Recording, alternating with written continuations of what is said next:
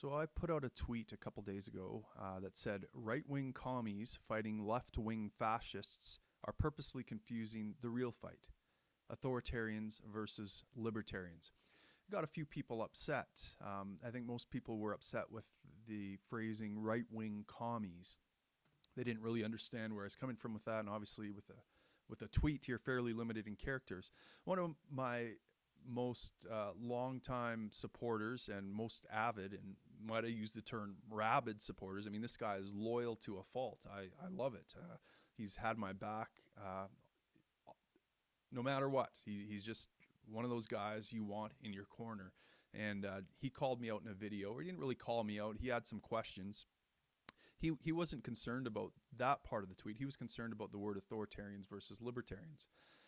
But before I get to his question, maybe I'll just address what I meant by right-wing commie and left-wing fascist. And so, obviously, I think most people know what I mean by left-wing fascist, and that are these brown shirts that go away, that go around using violence and various tactics to restrain free speech, right? And anyone who isn't a member of their violent ideology, leftist ideology, is considered a Nazi or a fascist and deserves punching and deserves violence being used against them.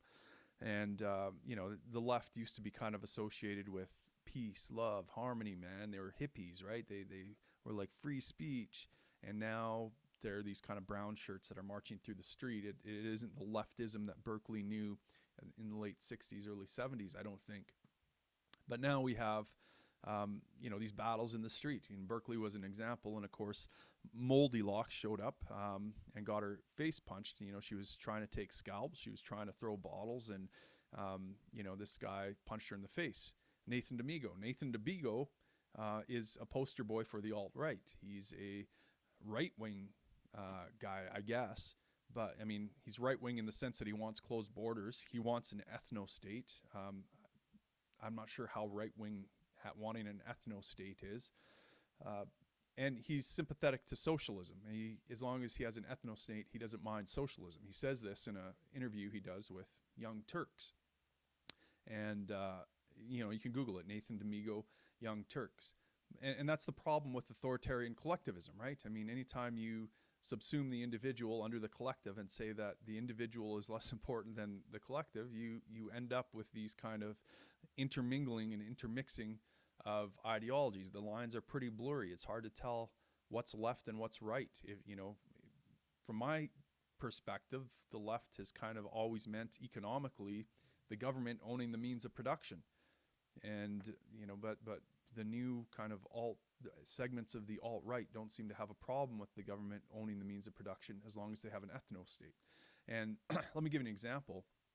There are ethno-nationalists on First Nation reserves, right? So I have a friend who took me around his First Nation reserve, and we were looking around, and of course, they live in squalor. Like these houses are run down, and there's poverty, and there's the chief and his cronies have nice houses, but everyone else kind of lives in these rundown places, and part of the problem is that no one owns their house, right? So there's no kind of long-term vision. There's no, I'm going to take care of this property and increase its value and maybe use it and leverage it to start a business. And so poverty emerges from that. And I said, well, wouldn't you like to own your home? Wouldn't you like to have some property rights that that's yours and that's something to look after? And he said, yeah, I get your point, Tim, but, more important to us is this ethno-state, ethno-nation, right? The idea that if someone owned property, they would be able to sell it to an outsider. I said, would it be so bad to sell to me?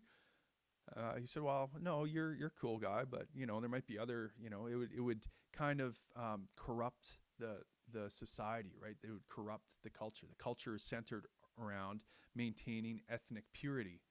And the result is obvious, right? I mean, it's collectivism and it's socialism and communism and not disrespect for property rights and disrespect for the individual. And we see what emerges from that. And so, you make alliances with these people at your own risk. I mean, as far as I'm concerned, these authoritarian collectivists, whether they're on the left or the right, separating people into categories, they have a different idea of the greater good, and they're not afraid to piss on Western civilization and the things that made Western civilization to get their greater good, whether it's an ethno-state or a globalist society or whatever, right? And I mean, you could say that an ethno-nation is better than a globalist, arrangement, but to me, they are essentially two sides of the same coin. And so, I made the point that the real fight is authoritarians versus libertarians. And now this comes to Jamie's question, because Jamie had a problem with me using the word authoritarians. He's like, Tim, I want you to be a boss. I want you to take charge of the government when you become prime minister and restrain those police from doing searches, unreasonable searches with no cause on roadsides. I don't want them to be searching through my vehicle. And, obviously that is the job of a libertarian politician, right? So Jamie and I are using the word authoritarian in different ways. I'm using it in the kind of colloquial normal sense, which is if you just Google it and it comes up in Wikipedia, it says authoritarianism is a form of government characterized by strong central power and limited political freedoms. Individual freedoms are subordinate to the state, and there is no constitutional accountability under an authoritarian regime. So that's the sense I was using authoritarian. Someone who's not afraid to trample your rights for the greater good. Someone who's not afraid to use force against you and against your property and against your body to serve the greater good. Now, the way you use authoritarian, sure, I'll be that type of guy, right? I'm going to be the kind of guy that is not afraid to dramatically restrain government. I'm the kind of guy that isn't afraid to punch someone who's representing a violent threat to myself or my family or a stranger on the street. I'm not the kind of guy who is afraid to assert himself.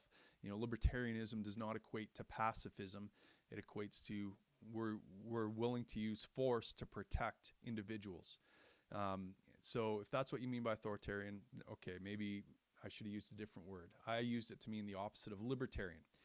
Maybe statism is a better word, the idea that we ought to have institutionalized initiatory force, right? We ought to institutionalize it, have a group of people with a special right to go around initiating force against people. That is the opposite of libertarianism. So, and the other way you could use authority is, look, I am the authority of my body, right? I don't want anyone doing things to it without consent. You can't assault me, you can't rape me, you can't steal from me.